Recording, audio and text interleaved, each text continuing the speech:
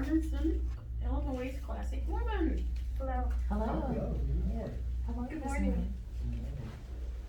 If you could give your younger self, some advice going back to your teenage years, 20 years, what would that advice be?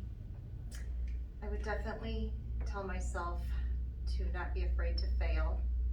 I had a rather challenging childhood. My father was very difficult on my brother and I, and he expected perfection, and of course children can't be perfect. And failure was more focused on than success. And I've always never felt like I measured up because of that. So I would definitely say I've learned that failure is okay. You learn from your failures. And that's what I would tell my younger self. Don't be afraid to fail. And what have you had to do in your life to sort of overcome the negative thinking? Interesting question. I figured out that up until the age of 54, I've had all those negative thoughts for a very long time in my life. And pageantry, interestingly enough, was when I started at age 54, really started changing that tape recorder in my brain. And I've never felt more confident and better about myself. I'm turning 60 in 2 months, and I've never felt better about myself. But it's taken the last 6 years to really feel good and feel positive about myself. And I know I'm not a bad person, but it's been a journey. Thank you. Well, you're spreading a lot of love through your volunteerism. How many hours do you typically put in when you knit hats for these children? I try and knit at least once every day. I found that it's actually really therapeutic, and it's just been an incredible situation. It turned something wonderful out of the pandemic last year, and we've had such success with it. We've had these hats now go all over the world, and we have other people knitting. And what was really wonderful, one of the little ladies here, Marietta Wade, she texted me right before we left to come here, and she said, I have hats for you. And I didn't initiate it. I didn't reach out to her. She saw what I was doing, and she has hats for me. So we have a goal of 2,000 hats this year to send out all over the world. And I have women like that are just stepping forward, and it's just a very touching thing. In fact, I do have a little something up my sleeve. I wanted to bring one of my hats. We make them in all different sizes. This one is actually out of velvet yarn, so they're super, super soft.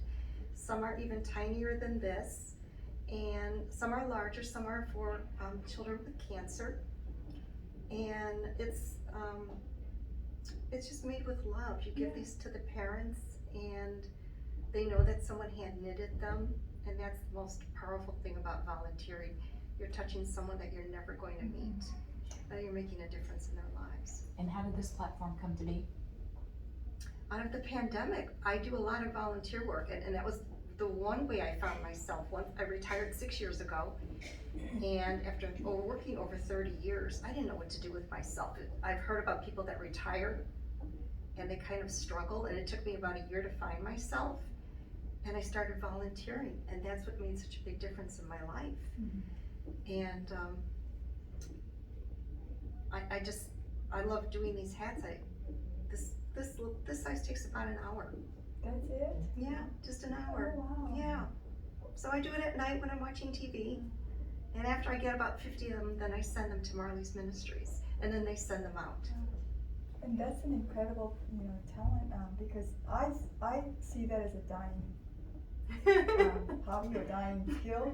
And you even say you had to teach yourself how to knit. So that's amazing that we still have people actually knitting. And we made a video. So in February, because I had a mother and daughter in Florida that reached out to me that said, I want to learn how to do it, and I want to help your platform. And I thought, how am I going to get with someone that's in Florida? Because I've had people come to my home and I've taught them. So at the end of February, we made a video, and we did a how-to video. And I haven't seen it yet. The person that made it is still working on editing it and putting it together. But then that will go on our page, our Facebook page, so that more people could hopefully join. Because I do have a goal of 50 women this year, adding 50 more women to help us make the hats. That's amazing.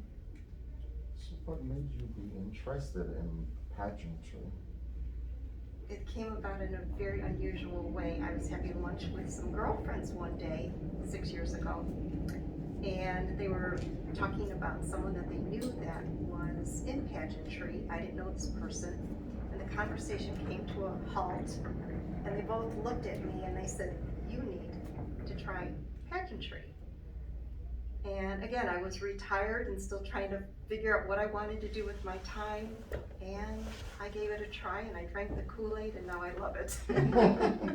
What's your favorite part and maybe your least favorite part? Favorite part is getting to know everybody.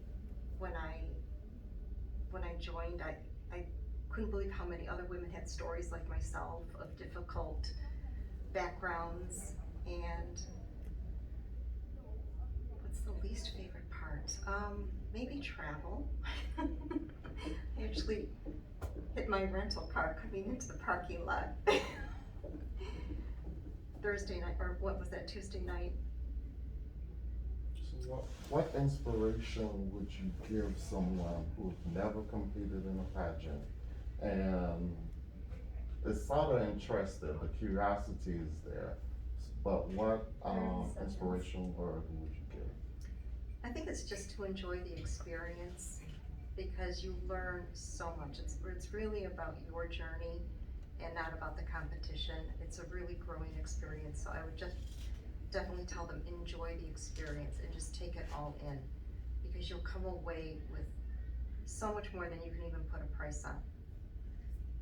In our last few seconds, anything else that we need to know about you today?